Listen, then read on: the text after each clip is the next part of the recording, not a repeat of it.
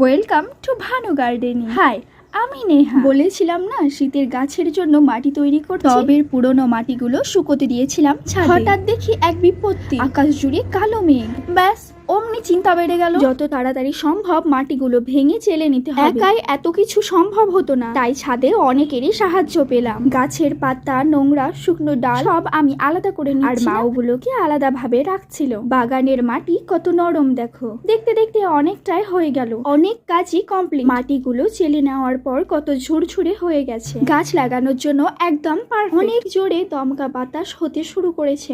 আমাদের কাজও প্রায় কমপ্লিট। সব তৈরি মাটিগুলোকে বস্তায় পুরে দেব। শীত জুড়ে এই মাটি ব্যবহার করব।